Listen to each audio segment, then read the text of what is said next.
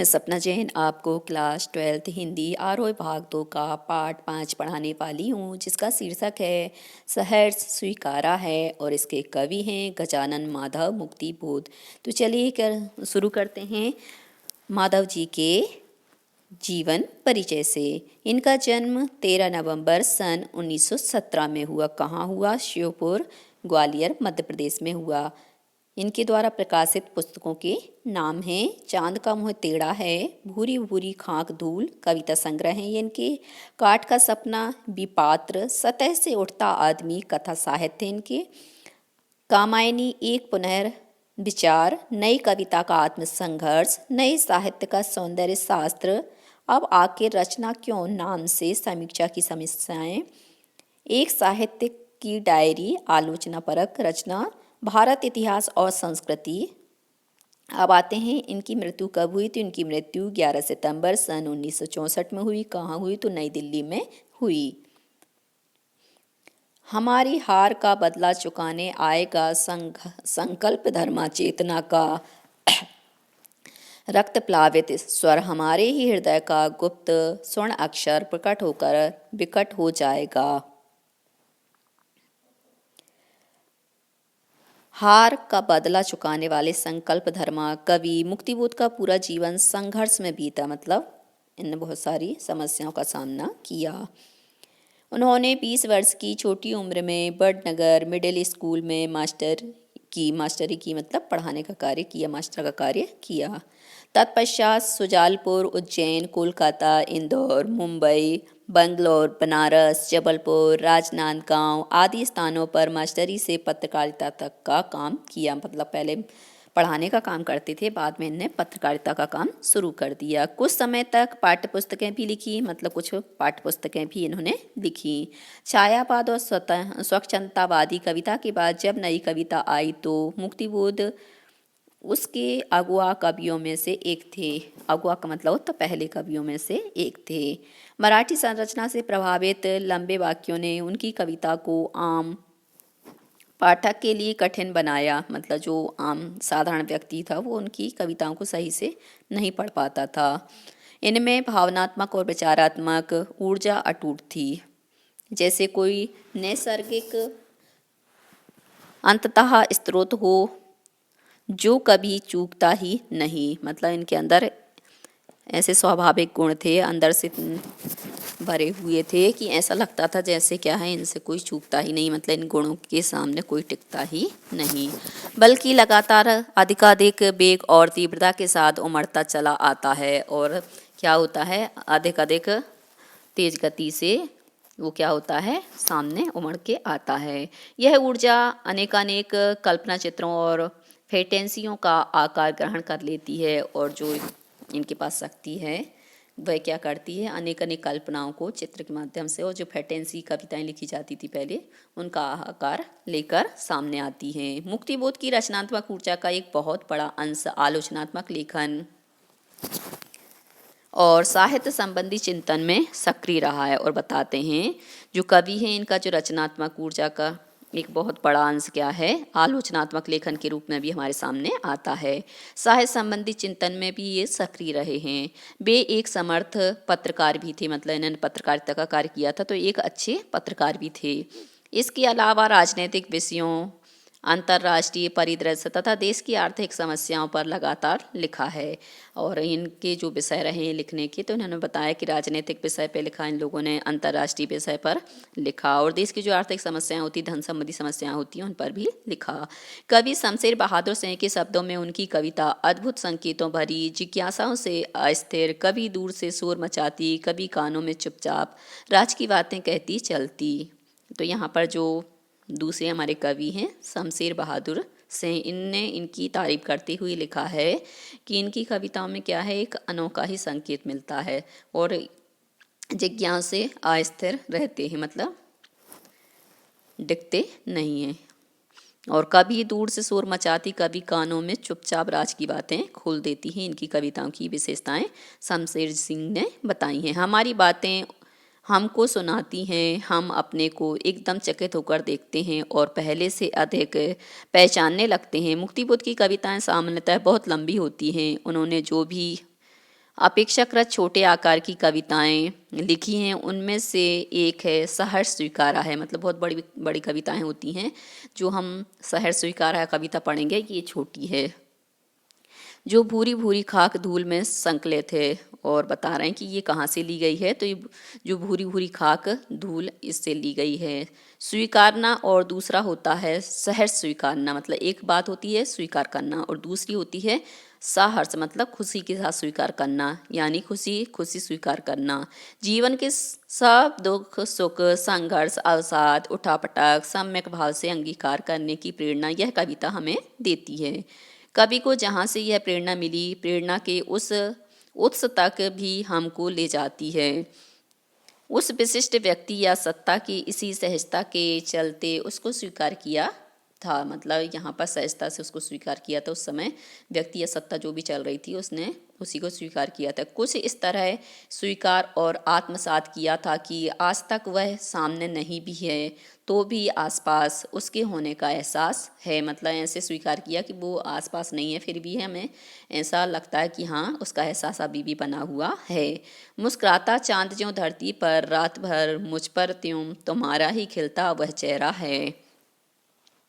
चूँकि यह एहसास आप्लावनकारी है और कविता का मैं उसकी भाव प्रवणता के निजी पक्ष से उबरकर सिर्फ विचार की तरह उसे जीना चाहता है, और बता रहे हैं कि यह जो एहसास है वह कैसा है, आप्लावनकारी है। और कविता में जो मैं शब्द आया है उसकी जो भाव प्रवणता है वह निजी पक्ष से उबरकर, मतलब जो मैं शब्द है हम अपने लिए यूज करते हैं तो उससे उबरकर सिर्फ विचार की तरह उसे जीना चाहता है, क्योंकि वह बेहतर विश्व की गुत्थियाँ सुलझाने में उसकी मदद करेंगी, मतलब बहुत बड़ी बड़ी जो विश्व की गुत्थियाँ हैं उनको सुलझाने में उसकी सहायता करेगी। यह दिवंगता माँ पत्नी बहन सहचरी कोई भी हो सकती है, मतलब कविता लिखने के लिए या इस गुत्थी को सुलझाने के लिए उसकी मरी हुई माँ, उसकी पत्नी, उसकी बहन, उसकी साथ रहने वाला कोई भी हो सकती है। सहज स्नेह की ऊष्मा जब विरह में अग्निशिखा सी उद्दीप्त हो उठती है, मतलब सहज जब हम किसी से प्रेम करते हैं तो उसकी जो ऊष्मा होती है वह क्या है, विरह में अग्निशिखा के समान, क्योंकि जब हम किसी की याद में तड़पते हैं तो ऐसा लगता है जैसे हम अंदर से उसको याद कर करके जल रहे हों। तो वो आग को यदि ऐसी और यादें मिल जाएं उसको याद को बढ़ाने वाली, तो उस आग को और ज़्यादा बढ़ा देती हैं। थोड़ी थोड़ी सी निसंगता भी एकदम से जरूरी हो आई है और वह चाहने लगा है कि मोह मुक्ति, चाहने लगा है कि भूलने की प्रक्रिया एक अमावस की तरह उसके भीतर इस तरह घटित हो कि चांद जरा सा ओट हो ले, मतलब साइड में हो जाए। अंधेरे से सामना हो तो चित्त की ताकत बढ़े, मतलब अंधेरे से सामना हो तो जो हृदय चित्त है मन है उसकी ताकत अर्थात शक्ति और भी ज़्यादा बढ़ जाए। लगातार का यह भौतिक और मानसिक अवलंब अंदर एक अज्ञात भय भी कायम करता है, मतलब कई बार क्या होता है जो भौतिक और मानसिक जब हम सहारा लेते हैं तो अंदर एक अज्ञात भय हमारे अंदर बना रहता है। खो जाने का भय, कभी हम किसी को खो जाने का भय पालते हैं तो कभी खो जाने से भी बड़ा भय पाल लेते हैं। ममता के बादल की मंडराती कोमलता क्योंकि भीतर पराती है, बहलाती सहलाती आत्मीयता बर्दाश्त नहीं होती।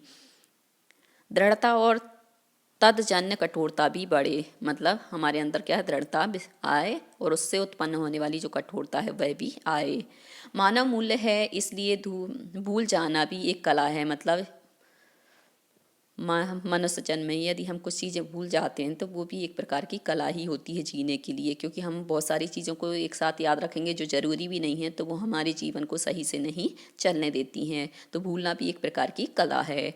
अति किसी चीज़ की अच्छी नहीं होती, हम किसी भी चीज़ की अच्छी करें, ज़्यादा खाना खाते हैं वो भी अच्छा नहीं होता, कम खाना खाते हैं बिल्कुल खाना नहीं खाते तो वो भी अच्छा नहीं होता, मतलब अति किसी भी चीज़ की अच्छी नहीं होती। ज़्यादा पानी पी लो तो वो भी बहुत अच्छा नहीं होता, क्योंकि फिर हमें अंदर बेचैनी होने लगती है।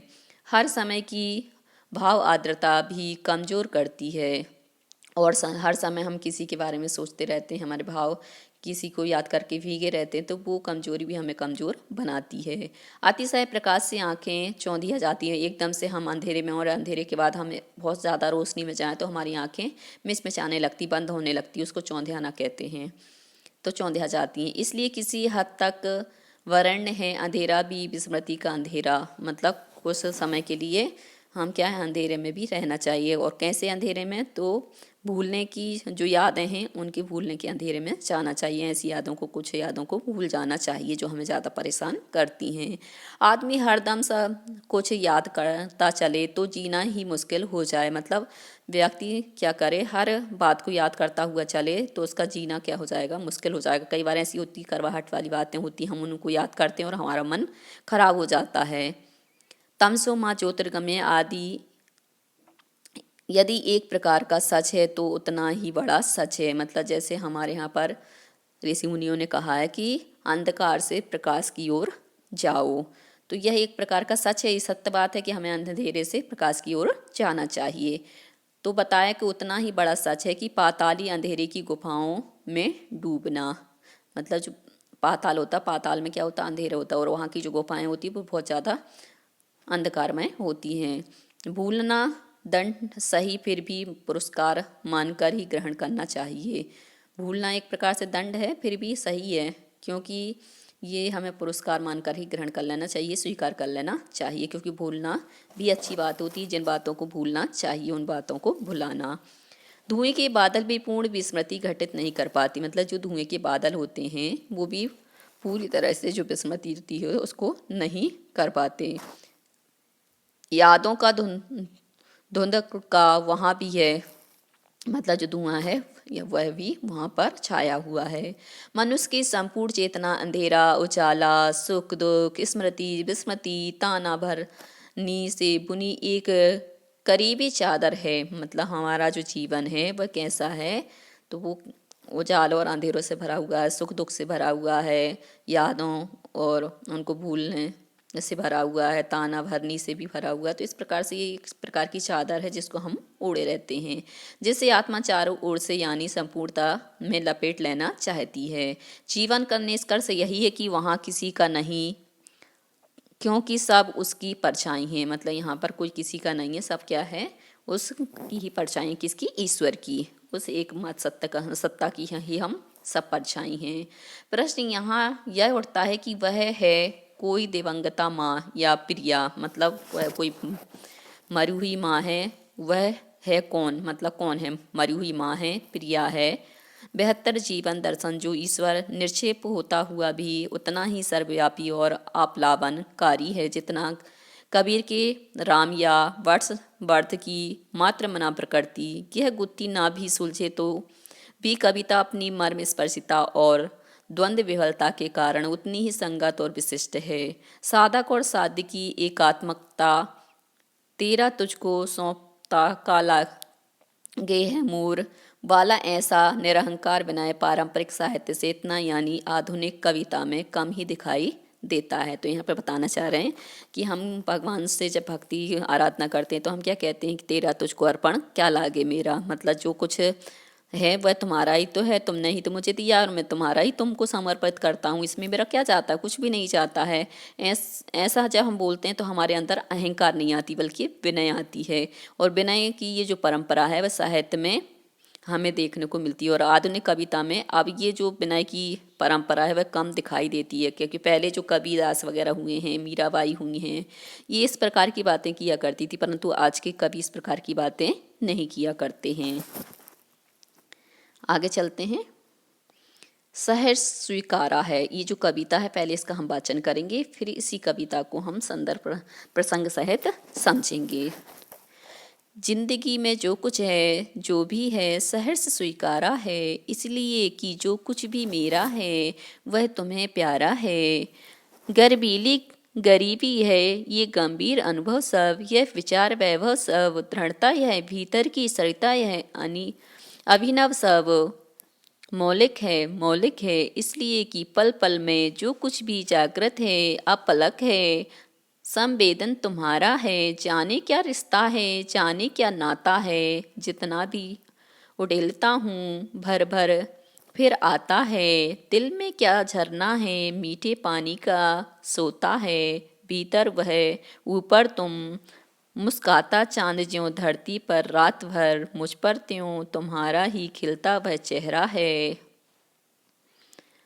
सचमुच मुझे दंड दो कि भूलूं मैं तुम्हें भूल जाने की। दक्षिण ध्रुवी अंधकार अमावस्या शरीर पर चेहरे पर अंतर में पालू में झेलू में उसी में नहालू में, इसलिए कि तुमसे ही परिवेष्टित आच्छादित रहने का रमणीय यह उछेला अब सहा नहीं जाता है, नहीं सहा जाता है।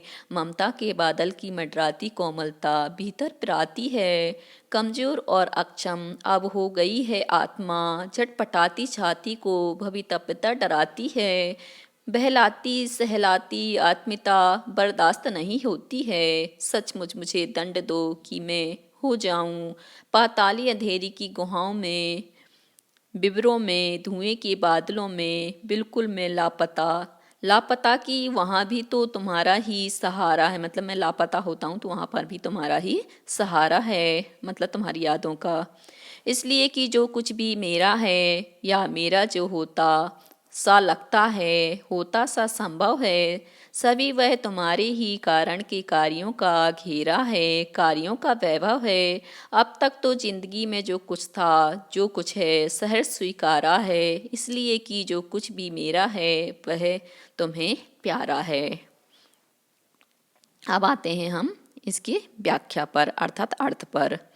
जिंदगी में से लेकर तुम्हारा तक हम यहाँ तक की पंक्तियाँ लेंगे, उसके संदर्भ और प्रसंगों को समझेंगे। पहले संदर्भ, जब हम ये बताते हैं कि ये पंक्तियाँ हमने कहाँ से ली हैं, इसके कवि कौन हैं, तो वो संदर्भ कहलाता है। और इन पंक्तियों में हम क्या बताना चाह रहे हैं वह आपका प्रसंग कहलाता है। तो प्रस्तुत काव्यांश हमारी पाठ्यपुस्तक आरोह भाग 2 में संकलित कविता सहज स्वीकारा से उद्धृत है अर्थात ली गई हैं। इसके रचयिता गजानन माधव मुक्तिबोध जी हैं। इस कविता में कवि ने जीवन में सुख दुख संघर्ष अवसाद उठापटक को सम्यक भाव से अंगीकार करने की प्रेरणा दी है। ये प्रसंग हुआ यहाँ। अब है अर्थ। कवि कहता है कि मेरी जिंदगी में जो कुछ है जैसा भी है उसे मैं खुशी से स्वीकार करता हूँ, इसलिए मेरा जो कुछ भी है वह उसको माँ या प्रिया को अच्छा लगता है। मेरी स्वाभिमान युक्त गरीबी, जीवन के गंभीर अनुभव, विचारों का वैभव, व्यक्तित्व की दृढ़ता, मन में बहती भावनाओं की नदी, ये सब मौलिक हैं तथा नए हैं। इनकी मौलिकता का कारण यह है कि मेरे जीवन में हर क्षण जो कुछ घटता है, मतलब इनके मौलिक होने का कारण, नया होने का कारण यह है क्या है कि मेरे जीवन में जो भी घटनाएं घटती हैं, जो कुछ जागृत है, उपलब्धि है, मतलब प्राप्ति है, वह सब कुछ तुम्हारी प्रेरणा से ही हुई है। मतलब आज मैं जो भी बना हूँ तुम्हारी प्रेरणा के कारण ही बना हूँ। अब व्याख्या में हम क्या करते हैं, विशेष भी लिखते हैं। तो विशेष में आ गया कवि अपनी हर उपलब्धि का श्रेय उसको माँ या अपनी प्रिया को देना चाहता है। खड़ी बोली का प्रयोग किया गया है और संबोधन शैली का प्रयोग किया गया है। अब अगली पंक्तियाँ हैं, जाने क्या से लेकर चेहरा है। अब संदर्भ पूर्वत हो जाएगा और प्रसंग यहाँ पर चेंज हो जाएगा। इस कविता में कवि ने जीवन में सुख दुख संघर्ष अवसाद उठापटक सम्यक भाव से अंगीकार करने की प्रेरणा दी है। व्याख्या, कवि कहता है कि तुम्हारे साथ न जाने कौन सा संबंध है या न जाने कैसा नाता है, रिश्ता है, कि मैं अपने भीतर समाये हुए तुम्हारे स्नेह रूपी जल को जितना बाहर निकालता हूँ वह फिर चारों ओर से सिमट कर चला आता है। मतलब जो तुम्हारा प्रेम रूपी जल है उसको मैं बाहर करने की कोशिश करता हूँ, पर वो जो प्रेम है वह पता नहीं चारों ओर से मेरे ही पास आ जाता है और मेरे हृदय में भर जाता है। ऐसा लगता है मानो दिल में कोई झरना बह रहा है और ऐसा लगता है जैसे मानो मेरे हृदय में प्रेम रूपी झरना ही झर रहा है। वह इसने मीठे पानी के स्रोत के समान है। जो प्रेम है वह कैसा है, मीठे पानी के स्रोत के समान है, जो मेरे अंतर मन को तृप्त करता रहता है। मतलब मेरे अंतर मन को क्या करता है, शांत करता है, संतुष्ट करता है। इधर मन में प्रेम है और उधर तुम्हारा चांद जैसा मुस्कुराता हुआ चेहरा। मतलब यहाँ पर मन में क्या प्रेम चलता है, वहाँ पर बाहर क्या होता है, तुम्हारा चांद जैसा मुखड़ा मुझे दिखाई देता रहता है। अपने अद्भुत सौंदर्य के प्रकाश से मुझे नहलाता रहता है। और वो क्या कार्य करता है, तुम्हारा चांद जैसा मुस्कुराता हुआ चेहरा मुझे अपने सौंदर्य से क्या करता है, नहलाता है। कवि का आंतरिक व बाह्य जगत दोनों उसी स्नेह से युक्त स्वरूप से संचालित होते हैं। मतलब यहाँ पर अंदर में भी प्रेम है और बाहर भी उसे प्रेम ही दिखाई देता है। इस प्रकार से दोनों ही जगह क्या है, उसको प्रेम ही प्रेम दिखाई देता है, स्नेह ही स्नेह दिखाई देता है। इसमें विशेष है, मुक्तक छंद है, खड़ी भाषा, युक्त भाषा में लाक्षणिकता है। अब अगली पंक्तियां हैं, सच मुझसे लेकर होती हैं। व्याख्या, कवि अपने प्रिय स्वरूपा को भूलना चाहता है। वह चाहता है कि प्रिय उसे भूलने का दंड दे, मतलब उसकी जो प्रिया है उसको भूलने का जो दंड होता है वह दे। वह इस दंड को भी साहर्ष स्वीकार करने के लिए तैयार है, मतलब खुशी खुशी मानने को तैयार है, जो भी उसको दंड मिलेगा उसको भुगतने के लिए तैयार है। प्रिय उसे भूलने का दंड दे। अंधकार कवि के लिए दक्षिणी ध्रुव पर होने वाली 6 मास की रात्रि के समान होगा। मतलब जो अंधकार है वह कैसा, 6 जो ध्रुवीय तट होता है दक्षिणी ध्रुव, वहाँ पर क्या है 6 महीने तक रात्रि रहती, तो उसके समान वह क्या करे, उसको दंड दे अंधेरे का। वह उस अंधकार में लीन हो जाना चाहता है, मतलब वो दंड दे और इस दंड को मैं स्वीकार करना चाहता हूँ। वह उस अंधकार को अपने शरीर हृदय पर झेलना चाहता है। इसका कारण यह है कि प्रिय के स्नेह के उजाले ने उसे घेर लिया है, मतलब उसके प्रकाश ने, प्रेम के प्रकाश ने उसको क्या कर लिया, चारों ओर से घेर के रखा है, इसलिए वो अंधकार की ओर जाना चाहता है।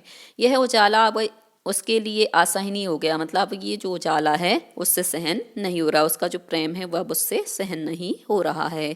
प्रिय की ममता या स्नेह रूपी बादल की कोमलता सदैव उसके भीतर मंडराती रहती है, मतलब उमड़ती रहती है। यही कोमल ममता उसके हृदय को पीड़ा पहुंचाती है, और यही जो कोमल ममता है वह क्या करती है, उसके हृदय को पीड़ा पहुंचाती है। इसके कारण उसकी आत्मा बहुत कमज़ोर और असमर्थ हो गई है, और यही कारण कि जो पीड़ा बार बार मिलती है तो उसके कारण से जो उसकी आत्मा है वह कैसी हो गई, कमज़ोर हो गई, और किसी भी कार्य करने में समर्थ नहीं बची है। उसे भविष्य में होने वाली अनहोनी से डर लगने लगा है, और ये घटना इसके साथ घट गई तो अब भविष्य में और क्या होगा, तो उन घटनाओं को याद करके ये क्या है, और ज़्यादा डर जाता है। उसे भीतर ही भीतर यह डर लगने लगता है कि कभी उसे अपनी प्रियतमा माया प्रिया प्रभाव से अलग होना पड़ा तो वह अपना अस्तित्व कैसे बचाए रख सकेगा। और इसको ही देख के उसे लगता कि मैं कभी अपनी माँ से बिछड़ा या मैं अपनी प्रियतमा से दूर हुआ तो मेरा क्या होगा, मैं कैसे जीवित रह पाऊंगा, मेरा अस्तित्व बचेगा भी कि नहीं बचेगा। अब उसे उसका बहलाना सहलाना और रह रहकर अपनापन जताना सहन नहीं होता है। मतलब माँ क्या करती है, बच्चे को अपने गोदी में बिठालती, हाथों से खाना खिलाती, उसके सिर पर हाथ फेरती है, तो वो कह रहा है कि ये सब चीज़ें, जैसे प्रेमिका भी होती तो प्रेमिका भी क्या करती है, उसको सिर को अपने पैरों पे रख लेती, उसके बालों को सहलाती, तो वो कह रहा है कि ये सब जताना मुझे अब क्या है, सहन नहीं होता। वह आत्मनिर्भर बनना चाहता है, और वो चाहता है कि अब वो आत्मनिर्भर बने। इसमें विशेष है, खड़ी बोली में सशक्त अभिव्यक्ति है। दक्षिण ध्रुव अंधकार अमावस्या रूपक अलंकार का प्रयोग किया गया है। आप सचमुच से लेकर प्यारा है तक की पंक्तियों का अर्थ, कवि कहता है कि मैं अपनी प्रियतमा अर्थात सबसे प्यारी स्त्री के स्नेह से दूर होना चाहता हूँ। वह उसी से दंड की याचना करता है, मैं मतलब तुमसे दूर होना चाहता हूँ, तो इसका जो तुम्हें दंड देना है वो दंड मुझे दे दो, क्योंकि मैं तुमसे दूर होना चाहता हूँ।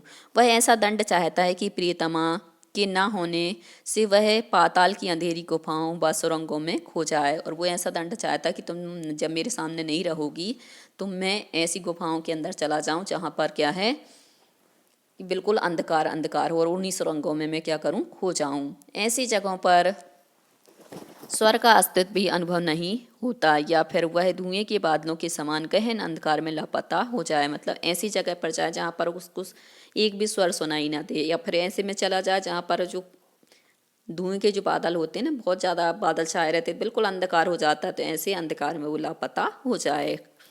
जो उसके ना होने से बना हो, मतलब उसमें उसका अस्तित्व दिखाई ना दे। ऐसी जगहों पर भी उसे अपने सर्वाधिक प्रिय स्त्री का ही सहारा है, मतलब ऐसी जगह पर भी वो जाएगा तो भी तुम्हारी जो यादें हैं वही तुम्हारे क्या है, मेरे लिए सहारा होंगी यादें ही। उसके जीवन में जो कुछ भी है या जो कुछ उसे अपना सा लगता है वह सब उसके कारण है, मतलब उसकी प्रीतमा के कारण ही उसे मिला हुआ है। उसकी सत्ता, स्थितियाँ, भविष्य की उन्नति या अवनति सभी संभावनाएं प्रियतमा के कारण है, मतलब प्रियतमा के कारण ही उसे मिली हैं।